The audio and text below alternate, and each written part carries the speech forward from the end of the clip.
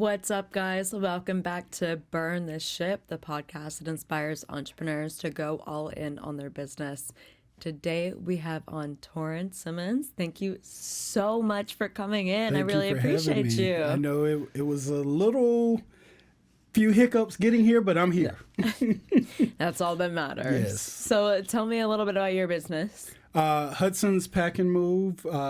We are a family-owned moving company. We move anything from residential, commercial, specialty items like pianos. We can do crating. So we're a moving company.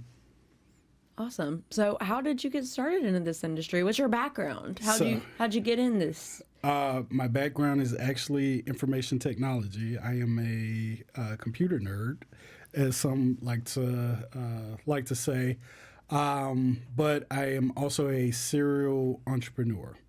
So last year, about this time, I was on YouTube Shorts and scrolling through and came across this website by BizSell. And I'm looking, and the next day I have a meeting with my mentor. And I'm like, hey, I found this website on selling and buying businesses. He goes, by BizSell. So I was like, all right, it's legit. So I go on there, and I was looking at getting into vending machines, but I was like, all right, the current real estate climate is commercial real estate is being converted to residential. So it doesn't make sense to get into that space when I may not have anywhere to put machines. So I was looking and came across this moving company, and did a little research in the photos, and I was like, I know exactly where this is. And IT background, technology can't quickly replace movers. So I was like, let's do it. So called up a friend, got the capital up, and went all in. That's awesome. So with being with Hudson's, how do you think that separates your company versus,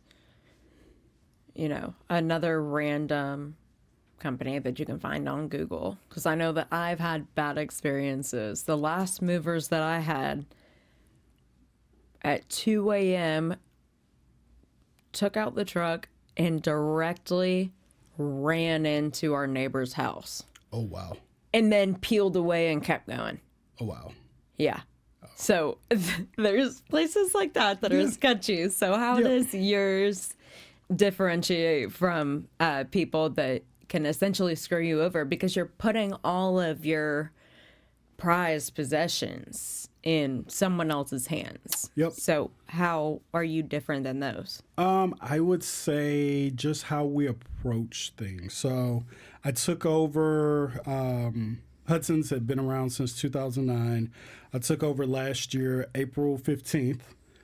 We closed, and I ended up with a bad review, a 1-star review. And I took it personal.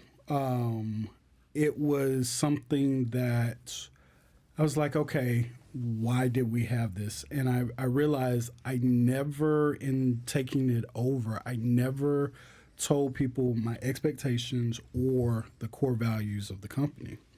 So our core values are integrity, pride, and service. And I drive that home every week. I have a meeting with my team at least 2 to 3 times a month. We try to have a weekly meeting, but life happens. Bring in technology so we can communicate better with customers, within our team. Just pushing the value of integrity, pushing that forward. Also, we don't hire day laborers. We have full-time staff. So that makes a difference. And one thing I love about my staff, and I've heard these type of horror stories where people will get there and sit on the clock, and they'll just take their time. And my staff hates that. Even if I bring in a new guy that slows them down, I hear it from 4 or 5 different people. Hey, we got to do something with this guy. So we like to get it done, get the day over with. Not necessarily that they can run multiple jobs in a day, but they like to, if it should take 3 hours, they want it to take 3 hours. So that's, I think, from the labor side of it, that's what makes us different. We get in, get the job done. Everybody knows my stance on things. And if we have a claim, I wish I could say we've never had a claim, but if we have a claim, depending on the situation, if it's negligence on my staff's part, they have to pay the claim. Oh, wow. So they're responsible. They have a personal stake. So they have a different. Yeah. Yeah. It's so not- they're way more intentional with Yep. what they do because they have that Yep. as the back because Yep. they know that the company's not going to pay it. Like Yep. if you mess up, then that's on you. Right. Right. Well, that's insane. Yep. I don't know if I've heard of a company that does that. That's nuts. That's great. Yep. For And- like a client. Yeah, absolutely. That's awesome because they're going to focus more on their work. Right. And also, mistakes happen. So I don't want people to think I got a stick beating people over the head. Mistakes happen.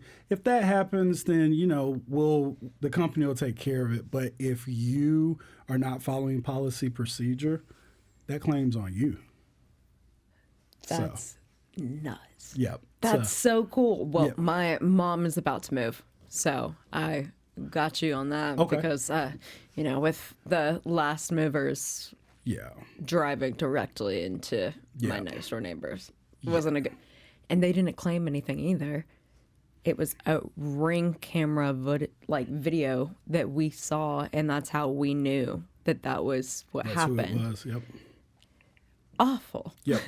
Yep. So, what do you see with your company going forward? Like, what's the next move for you? So, it's funny. People always ask, what's your 5-10 year goal? I don't have a 10-year right now, but the 5-year is to expand into storage. We have a fleet of 3 trucks. I have about 10 employees between 1099 and W-2. So expansion, but I don't want to explode. I during the pandemic, I dabbled a little bit in business coaching, and I always would tell people, if you don't build the pipeline, if you don't build the system, and you just turn on the water hose or turn on the faucet, and you have no way to catch that water, then you're trying to catch it with your hands, and it's not going to be pretty. So storage for us is going to be next, dedicated storage. And just continued growth. Even this year, we're bringing in systems to further push our core values. So soft skills of empathy, things like that. Going back to your previous question, I think that's also what makes us different. Like, we don't just see your stuff.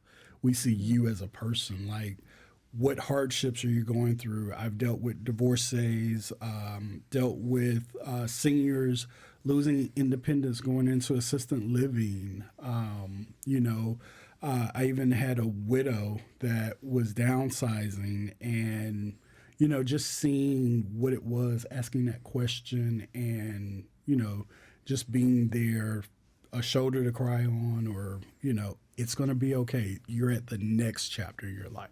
So, yeah. So the difference with you is that you look at them and you're like, you're not a number. yeah, Like, I care about you as a person. right. And building that relationship with someone is going to make you care about them and their stuff that Yes. they have to move. Yeah. Yep.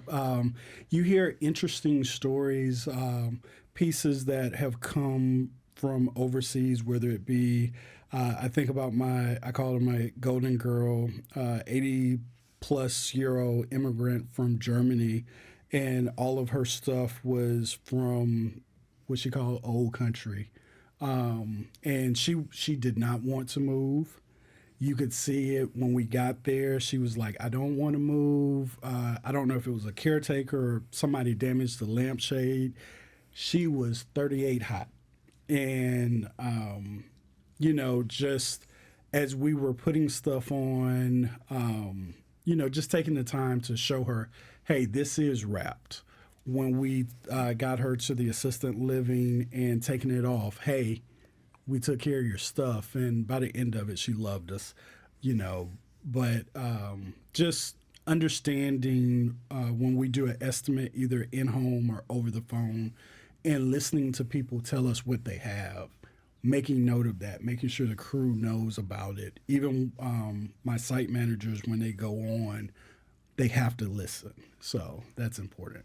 Yeah, no, that's extremely important, especially with you talking about that woman. My mom, her mother, so my sweet little granny, she has sundown syndrome.